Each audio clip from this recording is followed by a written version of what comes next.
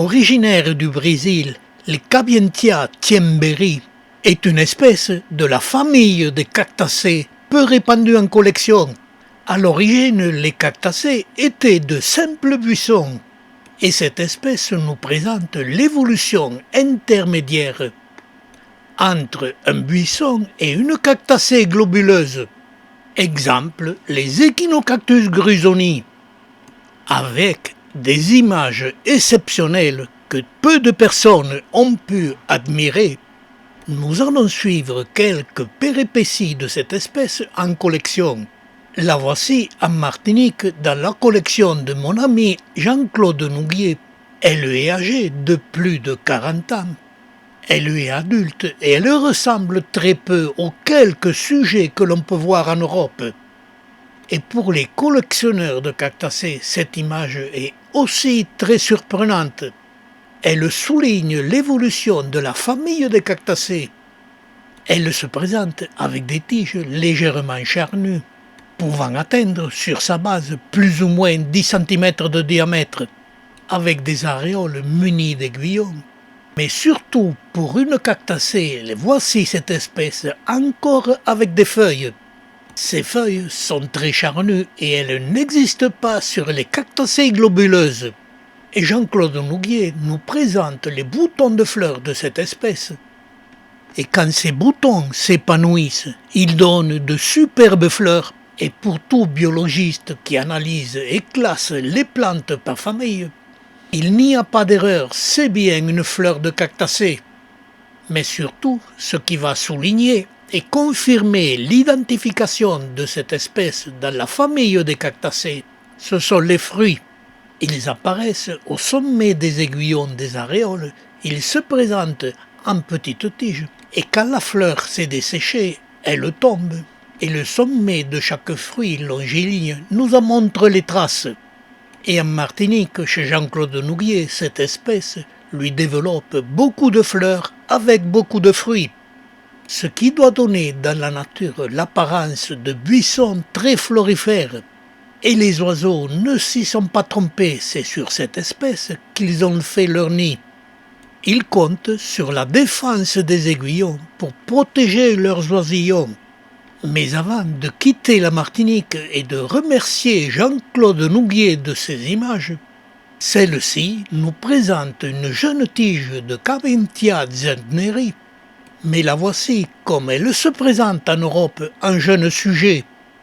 Dans ma collection, pourtant dans le sud de la France, elles poussent verticalement. Elles ont un diamètre de 3 mm avec des feuilles peu charnues.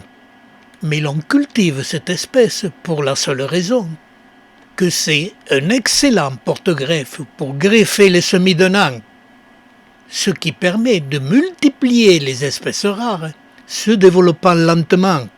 Et sur cette espèce, pour obtenir une cristation, j'ai appliqué la méthode que j'ai développée précédemment dans une vidéo. Et sur un ensemble de plusieurs centaines de boutures, une seule finissait par développer une cristation. J'ouvre une parenthèse pour vous faire constater qu'avec le traitement pour obtenir une cristation, les feuilles sont devenues plus épaisses. Puis, je soignais normalement cette cristation et je souligne là que les feuilles sont devenues plus minces. Et l'on remarque aussi qu'à ses débuts, le développement de cette cristation était valable. Il était en éventail comme toutes les cristations. Et par la suite, la cristation s'inclinait en développant des nervures sur son corps. J'observais cette anomalie et je prenais la décision de prélever une partie de cette cristation pour la greffer. Ce prélèvement, je le greffais sur Cereus jamacarus, mon porte-greffe préféré. Le principe de greffage est classique. Le greffon est maintenu par un élastique qui donne une légère pression pour maintenir le contact. Et la reprise se faisait sans aucun problème. Et quelques mois après, j'étais surpris, la cristation greffée se développait en tire-bouchon.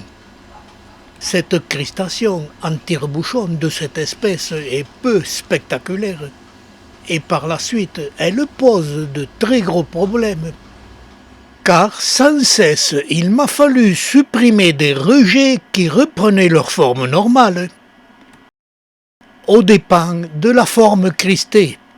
Conclusion, cette cristation, si elle a le mérite d'avoir été provoquée, elle ne deviendra en Europe jamais aussi belle que la plante de Jean-Claude Nouguier en Martinique.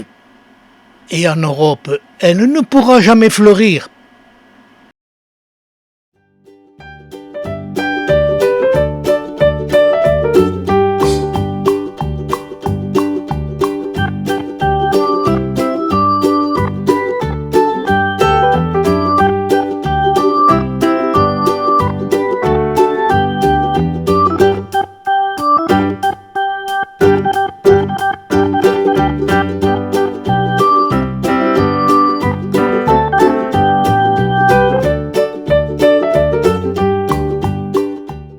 Picous, tu as bien l'air pensif. On dirait que tu es ému. Oui, je suis en train de regarder l'album de mon mariage avec Picoussette. Avec elle, on était très émus et c'était très électrique. C'était un très beau mariage. Monsieur le maire nous a unis. Il n'en revenait pas de nous voir si beaux. À l'époque, j'étais très jeune et j'avais la coiffure punk. Elle m'allait très bien. Avec cette coiffure, je plaisais beaucoup à Picoussette. Ensuite, nous avons bien mangé et nous avons dansé toute la nuit. Et pour l'occasion, nous avions invité un très bel orchestre. Avec Picoussette, nous nous sommes démenés comme des fous, sans jamais nous arrêter. Et au petit matin, j'étais complètement épuisé. Je tire le rideau pour ne pas te raconter la suite. Oyez, oyez! Ce mois-ci, je vais vous parler des multiplications cellulaires obtenues en greffant des mamelons de certaines espèces de cactacées. Vous pouvez revoir ces vidéos à l'aide de notre moteur de recherche en appelant Ariocarpus cucubeianus. Et j'en profite de vous signaler qu'autrefois cette espèce était appelée Roseocactus cucubeianus.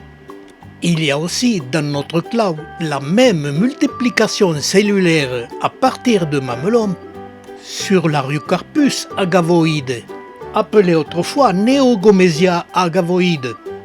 Ces deux espèces ont été rattachées au genre Ariocarpus, mais toutes les deux espèces ont cette particularité d'être constituées de cellules où chacune d'elles est capable de reproduire un méristème, c'est-à-dire une nouvelle plante.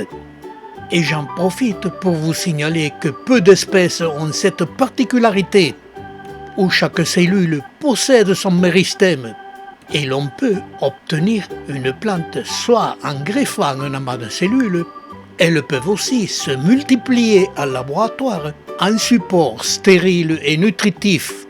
Malheureusement, très peu d'espèces de cactacées ont cette particularité.